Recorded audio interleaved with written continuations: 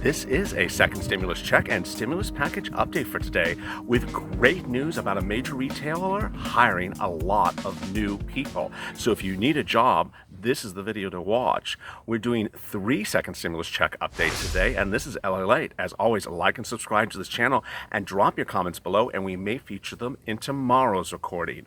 Coming up also today are 2 other second stimulus check updates. One about a major new grant program announced overnight, different than the one we announced yesterday. And finally, an update about pandemic unemployment assistance and UI benefits. Really great news. But let's get right to this second stimulus check update. So one major retailer announced today that they're hiring 50,000 new workers in the U.S. right away. So if you need a job, there you go. Who is it? It's Subway. The privately held Subway sandwich chain Yum Brands that owns Taco Bell, Dunkin', and Panda Express announced today they are hiring 50,000 new workers. And it's starting right away. These are for summer month jobs, but they're doing them right away. They want to spend a lot of money and they want to hire people in the food industry. This is as demand picks up for their brand, apparently. They are currently the U.S.'s largest retailer restaurant chain by number of locations. And because of the demand for fast food, they need to hire a lot of employees. So if you need a job, go contact them right away.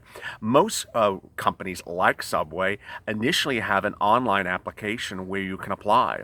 But in case of Yum Brands, they're hiring across all their individual disciplines. Subway, however, is the one that's doing the most hiring. So that's where you need to focus on first. This is really great news. 50,000 new jobs. This is on top of another promotion if you don't need a job but want a great deal on food. They also announced the return of a $5 footlong, which was so popular that they want to have brought it back. And they now said that the longer sandwich was not as popular. Quite interesting. The job growth in America is great news this week. There is new indication that the demand for jobs is so strong, and there's not enough people to fill those jobs. It's really quite surprising. It's great news that they're seeing that there's so few available workers to fill the jobs that are currently occupied. The question is, how far back are we back to normal? And that is really the key issue that has been the driving force of the second stimulus package debate. How good is the economy now, and where is it going? So more analysts today said that the return to normality, basically February's numbers, won't be as soon as initially thought, but they say the rebound so far is faster. What does that mean? They're basically saying we've improved very quickly, but what happens after this won't be as fast. So they say that we're currently at about 50% back to normal, back to February's levels, which is great news. Annetta Markoswa, I don't know if I'm butchering her name, chief financial economist at Jefferies, said, my big picture has been more in the slower camp for sure. I think it's going to be about 2 years till we're back to pre-COVID levels of activity. But if you look at retail sales, it's looked like it's the beginning of a V. The question is whether the momentum is going to be sustained. If you're new to this channel, thanks for joining me. We've been detailing the question of what the rebound looks like. Is it a V, which basically means it's a sharp upturn back in the second stimulus rebound, or is it a W, a slower upslope rebound? There are new indications that it really looks like a V. First of all, total savings deposits in the U.S. banks surged 14% since March 14th. Money market funds rose 30%. There's actually upside risk to even this call, says Tom Pacelli, U.S. economy at RBC Capital. But is it a V or is it a W? And this sort of drives the second stimulus debate by members of Congress. They want to give stimulus to the economy, irrespective of whether it's a V or W. That's great news. But they want to gauge it upon where we are on that rebound. Quote, for now, what was been deemed highly unlikely from the forecasting community up until recently is quickly morphing into the most likely scenario. We have a V in the making, says Pocelli. That V theory is still being put to the test, however. The question is, where are we? 17.7% surge in consumer spending came in the month of May last month. And if you're new to this channel for second stimulus check updates, that's where I've been really focusing the attention. Consumer spending, consumer confidence is really one of the key factors when determining the strength of the economy in the second stimulus check debate.